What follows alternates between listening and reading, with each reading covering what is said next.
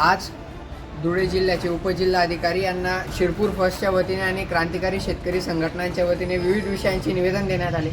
शिरपूर तालुक्यामध्ये कापूस खरेदी केंद्राची संख्येत वाढ करण्यात यावी। जे आता हल्ली एकच केंद्र सुरू आहे ते म्हणजे विक्रणला, त्या केंद्रांमध्ये वाढ करण्यात यावी।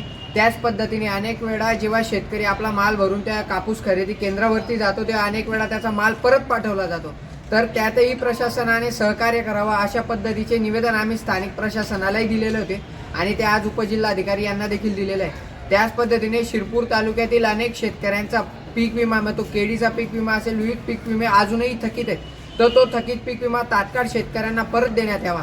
आणि अनेक दिवसापासून शिरपूरमध्ये नव्हे तर संबंधित जिल्ह्यामध्ये राज्यामध्ये बिबट्या आणि वन प्राण्यांचं सावट आहे, त्यांचा फेरा वाढलेला आहे, तर त्याच्यावरती देखील वन विभागाने तात्काळ त्याच्यावरती बंदोबस्त करावा। आणि शेतकऱ्यांमध्ये भीतीचं वातावरण झालेलं आहे, रात्रीची लाईट असल्या कारणाने शेतकऱ्याला बाहेर पडावं लागतं, तर त्याचाही बंदोबस्त वन विभागाने करावा।